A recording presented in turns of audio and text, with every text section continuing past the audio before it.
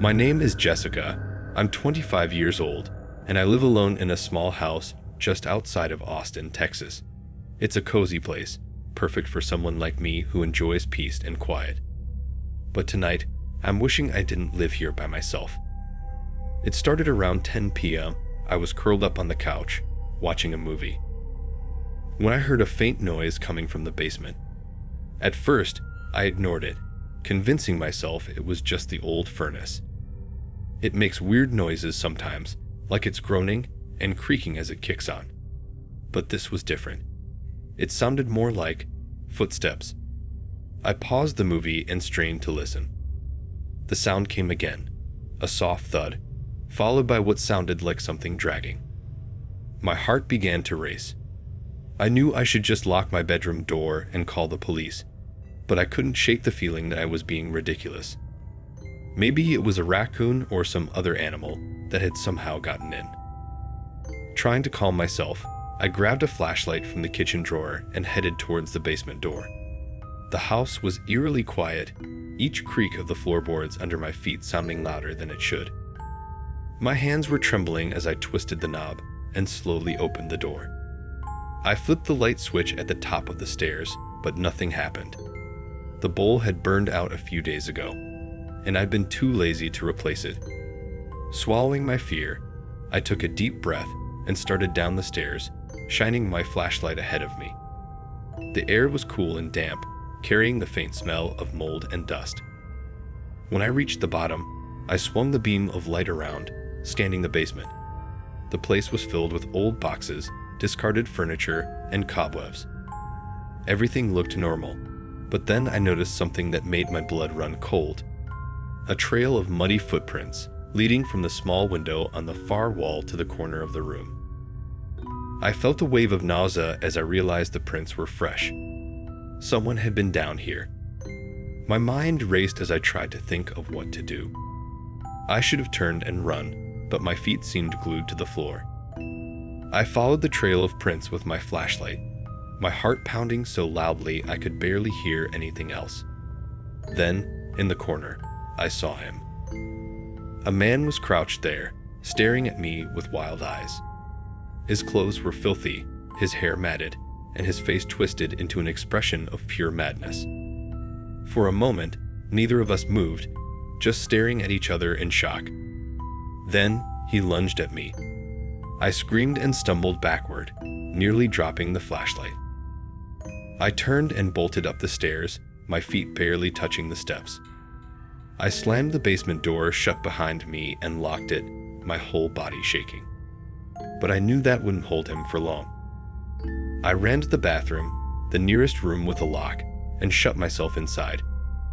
My hands were trembling so much I could barely dial 911. "Please, send help," I whispered into the phone, my voice barely audible.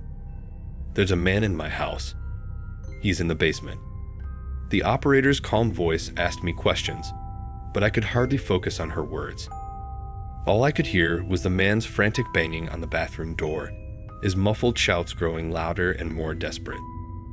He was trying to break in, and I knew it was only a matter of time before the flimsy lock gave way. "I'm sending officers right now. Stay on the line," the operator said, but I barely heard her. I pressed myself against the wall, trying to make myself as small as possible, tears streaming down my face. The door was shaking violently now, the wood splintering as the man threw himself against it. I closed my eyes, praying that the police would arrive in time. Just as I thought the door would break, I heard the sound of sirens in the distance. The man stopped, his shouting turning into incoherent muttering. Then, silence. The next few minutes felt like hours. I stayed huddled in the corner until I heard a booming voice outside the bathroom door. "Police. We're coming in." The door burst open, and 2 officers rushed in, weapons drawn. They pulled me up, asking if I was hurt, but all I could do was point to the basement door. They went down, and moments later, I heard them shouting and a struggle. They came back up, dragging the man in handcuffs. His eyes were still wild, darting around as he mumbled to himself. The police told me later he was an escaped convict. He'd been hiding in my basement for days, planning to attack me. I moved out of that house the next week. I can't shake the feeling of being watched, and I still have nightmares about those wild eyes staring at me from the darkness.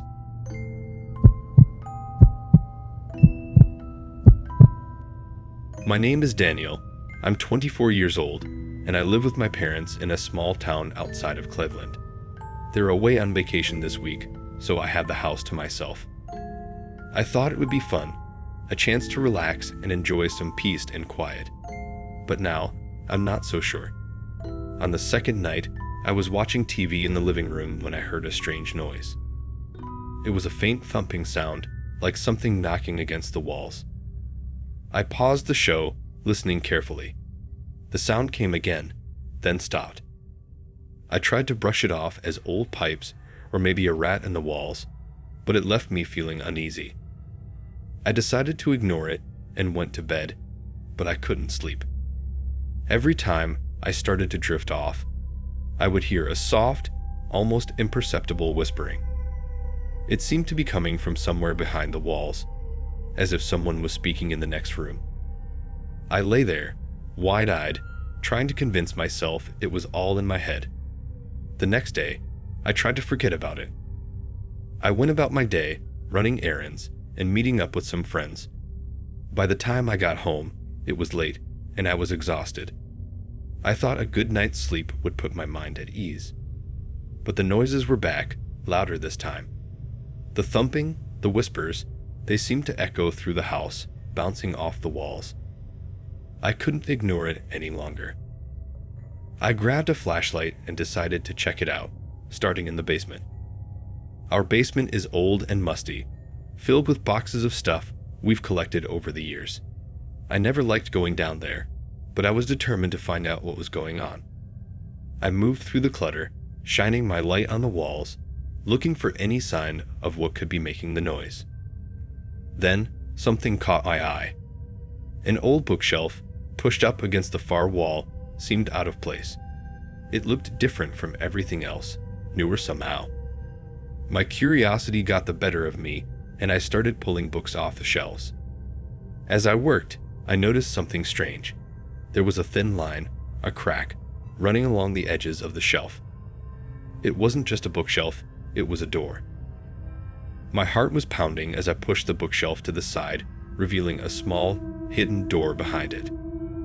I hesitated, but then, with a deep breath, I turned the handle and pushed it open. Inside was a small, dark room. The air was thick and stale, like it hadn't been touched in years. I shined my flashlight around and felt my stomach drop. The walls were lined with chains, rusted and covered in grime. On the floor were old, dirty blankets, and in the corner, a stack of yellowed photographs. I picked one up and immediately wished I hadn't. It was a picture of a young woman, bound and gagged, her eyes wide with terror. I felt sick, my hands shaking as I dropped the photo and stumbled back. The whispers I'd heard seemed to echo in my head, growing louder, filling the small space. Then, the door slammed shut behind me. I spun around, heart hammering in my chest, and heard a voice outside. It was deep and rough, speaking words I couldn't understand. Panic surged through me. I ran to the door, pulling at the handle, but it wouldn't budge. I was trapped. The voice grew louder, angrier. I could hear footsteps outside the door, pacing back and forth. Desperate, I looked around the room, searching for any way out. My eyes landed on a small ventilation shaft near the ceiling, just big enough for me to squeeze through. I scrambled up, clawing at the grates, tearing them off. My hands were slick with sweat as I pulled myself up into the narrow space. I could hear the door rattling behind me, the voice shouting now. I wriggled through the shaft, my body scraping against the metal, ignoring the pain. I don't know how long I crawled, but it felt like hours. Finally, I reached the other side, pushing out into the basement. I didn't stop to catch my breath. I ran up the stairs and out the front door, not stopping until I was outside, gasping for air. I called the police, barely able to get the words out. When they arrived, They searched the basement and found the room, just as I described it. But there was no one there. They told me later that the house had once belonged to a man who was suspected of being a serial killer. But he died years ago. The room was his secret prison. I moved out of that house the next day. I still can't shake the feeling of eyes watching me, of voices whispering just out of reach. I don't think I'll ever be able to forget what I saw in that room, or the thought that someone, or something, knew I'd found it.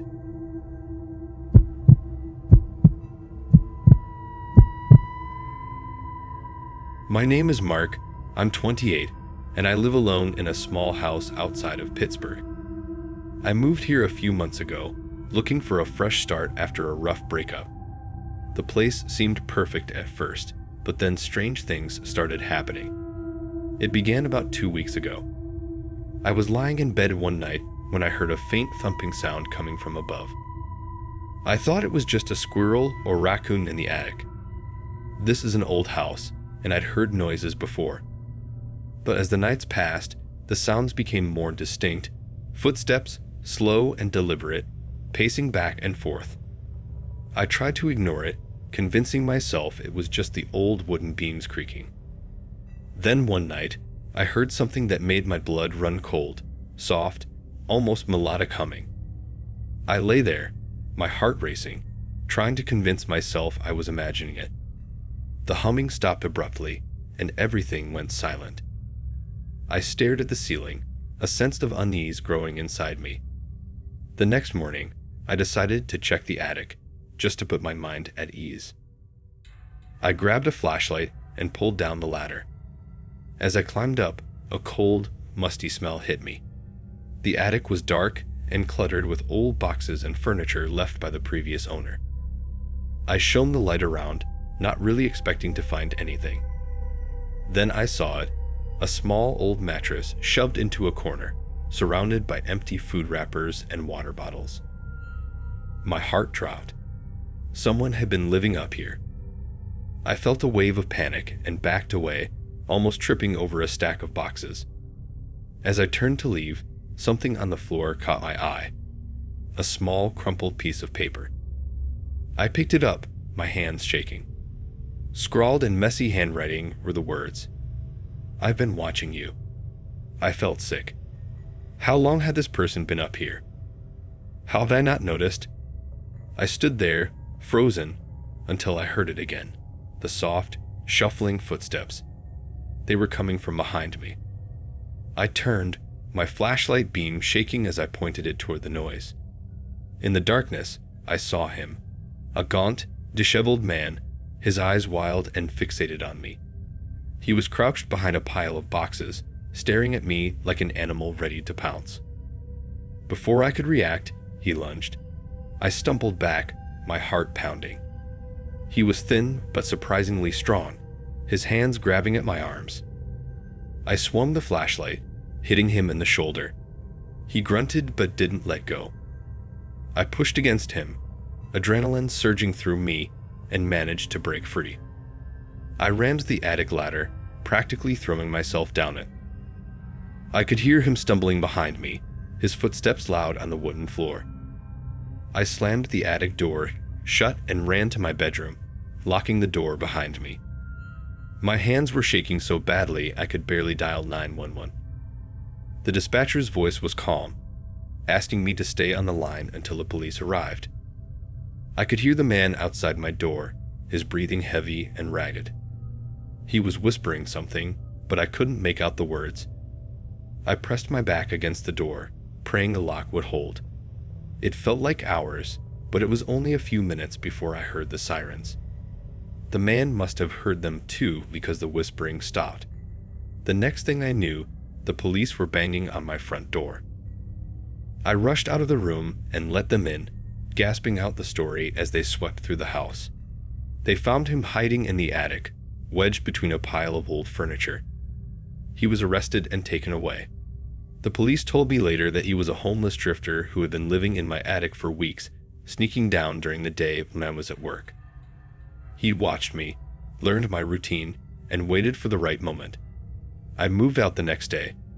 I couldn't stay in that house, knowing he'd been there, watching me. Even now, I can't shake the feeling of being watched, the thought of those wild eyes staring down at me from the darkness. I've never felt safe since.